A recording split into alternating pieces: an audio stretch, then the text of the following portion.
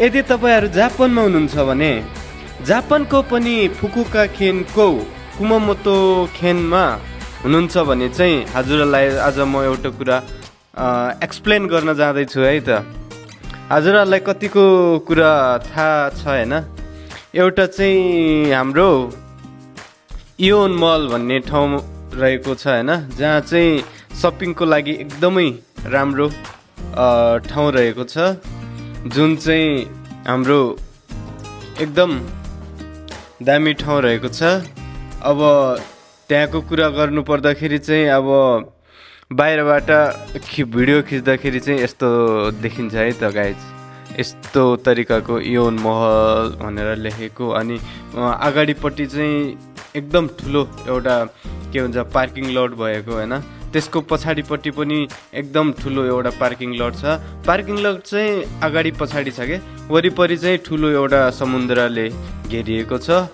अनि त्यसपछि त्यसको एकदम भित्र चाहिँ यस्तो प्रकारको एकदमै उज्यालो होइन, अनि बच्चाहरूलाई खेल्नको लागि एउटा के भन्छ एकदमै दामी दामी गेमहरू भएको ऊहरू के भन्छ त्यो स्लिप खेल्ने अनि पिङ खेल्ने बच्चाहरूको लागि चाहिँ एकदमै राम्रो एभाइलेबल, एकदमै खेल्नलाई सजिलो ठाउँ पनि रहेको छ। अनि बाहिरबाट चाहिँ यस्तो दामी एउटा हिँड्नको लागि, मान्छेलाई हिँड्नको लागि सहजको लागि के त्यो पार्किङको बिचमा एउटा यस्तो खालको ऊ पनि बनाएको छ के, एउटा हिँड्ने ठाउँ पनि बनाएको छ।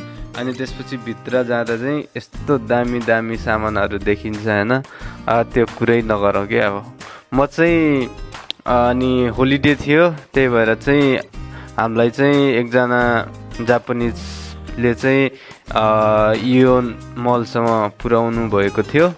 त्यसमा चाहिँ अब म चाहिँ भिडियो बनाउँछु भनेर भिडियो बनाउन लागेँ है त।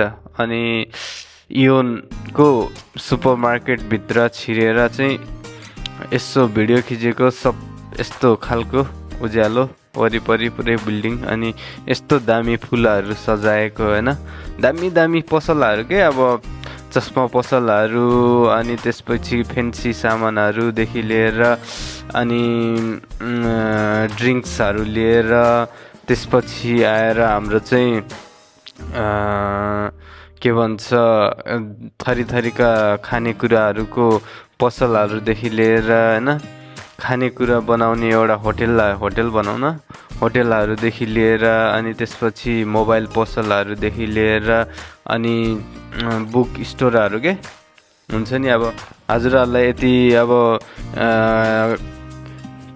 कमिक्सहरू होइन, माङ्गाहरू चाहिँ पढ्न इच्छा छ भने चाहिँ पक्कै पनि ओसुसुमे छ होइन, त्यहाँ चाहिँ बबाल माङ्गा बुकहरू पाइन्छ है त।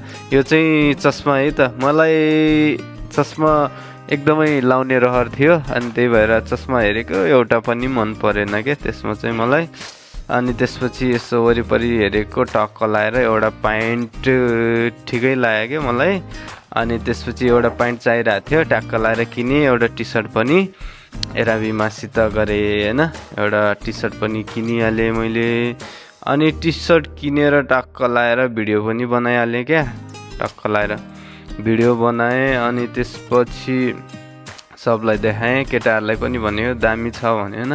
अनि त्यसपछि वरिपरि सर देखाएको बबाल डलहरू सजाएको हुन्छ, पुरै फोटोहरू होइन, यस्तो के भन्छ त्यसलाई हाम्रो सामानहरू के हो भनेको, अब फेसियल सामानहरू के, मेकअपका सामानहरू, यो कपडाहरू होइन, लेडिज जेन्ट्स एकदम दामी दामी कपडाहरू पाइन्छ है यसमा चाहिँ।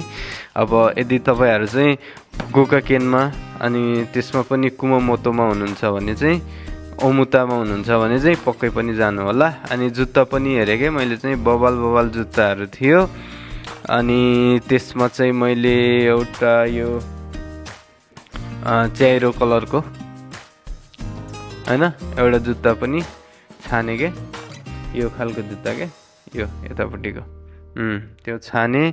अनि त्यसपछि ठिक छ भनेर सोध्यो, त्यो पसलमा भएको एउटा केटी रहेछ।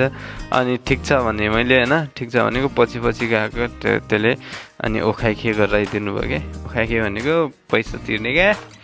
अनि पैसा तिरेँ अनि त्यसपछि भित्र गएर लुगा लाउँछु भनेर छिरेँ क्या म त। अनि लुगा लाउनलाई रेडी भएर पुरै लुगाहरू सब भित्र लगेर चाहिँ अब लुगा फेर्नलाई रेडी भयो। क्यामेराम्यान हेर न, त्यो क्यामेराम्यान जस्तो क्यामेरा बोकेर चाहिँ अनि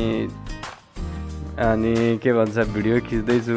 पहिला प्यान्ट लगाइसक्यो, अब प्यान्ट लगाइसकेपछि अब म चाहिँ अब टी सर्ट लाउँछु भनेर रेडी भएको थिएँ। अनि जुत्ता पनि लगाइहालेँ क्या त्यही बेलामा। अनि टी सर्ट जुत्ता प्यान्ट कस्तो छ त गाइज होइन, सबैले कमेन्ट गरिदिनु होला है त्यो तलपट्टि। अनि त्यसपछि मलाई चाहिँ बवाल लाग्यो, मैले चाहिँ लगाइहालेँ क्या। अब लगाएर हिँडिहाल्ने हो अब एक बारको चुरीमा। अब मरिलानु के छ र होइन, बाचुन्जेल अहिले नै के अरे किनिहालौँ। अरूको लागि गर्नुभन्दा आफ्नो लागि गर्नु बेस्ट हो भनेर सोच्छु कि मैले। किनभने अब पहिल्यैदेखि आबापमा बाँचेको मान्छे होइन, अब आबाप के हो भन्ने कुरा सब थाहा छ होइन। अब नहुँदाखेरि मान्छेले कति नि पत्याउँदैन, कतिको हेप्छ भन्ने कुरा पनि सबै थाहा छ क्या मलाई चाहिँ। अब केटाहरू चाहिँ पछि आउँदैछ, म चाहिँ बाहिर निस्केँ, यसो भ्यू हेर्न जाउँ त केटाहरू बाहिरतिर कस्तो छ त माहौल यो ठाउँको भनेर भनेको। पुरै दामी के, अब यस्तो ठुलो मार्केट छ, त्यसमा पनि वरिपरि एकदम धानहरू रोपिएको होइन। अब यो पुलको तल चाहिँ गाडीको रोड के ठुलो माथि, अनि त्यसपछि यतापट्टि पुरै प्राकृतिक स्रोतहरू के, अब के भन्छ रुखहरूलाई चाहिँ एकदम दामी रूपले अब रोपेर सजाएको भनौँ न। अब जापानले चाहिँ अब जे होस् धेरै प्रगति गरेको हो क्या। अब सहर पनि बनाएर त्यसमा अब रुख बिरुवालाई पनि जोगाएर चाहिँ एकदमै दामी तरिकाले अगाडि बढेको छ कि। अब त्यस्तै गर्नु पऱ्यो क्या नेपालतिर पनि। अब सहरलाई पनि बनाउने र आफ्नो ठाउँको के भन्छ प्राकृतिक स्रोतलाई पनि सम्पादन गर्दै जाने के, संरक्षण गर्दै जाने, त्यस्तो चाहिँ गर्नुपर्छ। अनि उनको यो माथि फ्लोरबाट सेकेन्ड फ्लोरबाट तल हेर्दाखेरि चाहिँ यस्तो खालको देखिन्छ। सर लाएर हेरेँ, आमा बवाल थियो। अब म एक्लै हिँडिरहेँ क्या, केटाहरू अब सपिङ गर्न कताको अब के किन्यो होइन। म त किनेर लाइ पनि हालेँ। अब चस्मा पनि किनिहालेँ कि एउटा। अब चस्मा त्यो अघि हेरेको ठाउँमा हेरेको मनै परेन, चस्मा पसलमा गएको, त्यहाँ चाहिँ पुरै आँखा पनि चेक हुँदो रहेछ। अनि आँखा चेक गराएर चस्मा दिँदो रहेछ क्या। त्यहाँ चाहिँ अलिकति महँगो राम्रो खालको चस्मा के। अनि त्यसको लागि चाहिँ मैले आँखा पनि चेक गराएर एउटा कालो चस्मा चाहिँ लिइहालेँ। अनि त्यसपछि रामेन एकदम भोक लाग्यो। अनि त्यसपछि तिनैजना रामेन खान जाउँ भनेर तिनैजनाले एउटै खालको रामेन अर्डर गऱ्यौँ। अनि इतादाकिमास भन्दै खान थाल्यौँ। जाम जाम जाम जाम लाएर खाएको रामेन त लास्टै पिरो रहेछ। अब उनीहरूले पहिला नै सोधेको थियो रामेनलाई इची नि सान बाई दोरेगुराई देशको भनेर भनेको थियो। अब हामीले भनिदियो सान भाइ भनिदिए, अब पिरो न पिरो बनाइदिएछ रामेन त। अनि त्यसपछि खान थालेको केटाहरूको पसिना छुट्न थाल्यो चाहिँ लाएर। अनि कोला मगाएर टाक्क लाएर पिएको, हल्का सन्चो भएको महसुस भयो क्या, जिब्रो लास्ट पोलेर। अनि रामेन खान थाले, यस्तो पिरो भयो होइन। अनि दिनेशले चाहिँ पुरै खाना पनि सकेन कि रामेन पिरो भएर। मैले चाहिँ जबरजस्ती पुरै खाइदिएँ। अब मजाले हेर न, यस्तो खालको त्यो सेतो लाउने पनि दिँदो रहेछ कि। किनभने अब रामेनको छिड्किन्छ भनेर होला होइन, आइडिया लगाएको। अब लुगामा लाग्छ नि त, त्यही भएर चाहिँ त्यस्तो खालको एप्रोन के, सेतो खालको कागजको एप्रोन पनि दिँदो रहेछ क्या। अनि एप्रोन लगाएर खानुपर्ने रहेछ। सुप चाहिँ लास्टै पिरो जस्तो देखिन्छ होइन गाइज, लास्टै पिरो रहेछ क्या। बल्ल खाएँ। अनि त्यसपछि चस्मै लाएर बसेको छु कि जतिखेर पनि। अब किने नि त, अब सामान अब ब्रान्डेड सामान किनेपछि त लगाइ गर्नुपर्छ क्या गाइज होइन, लगाइदिने हो क्या। अब मरि लानु के छ र हो यो जुनीमा यार, रमाइलो गर्ने, खुसी हुने होइन।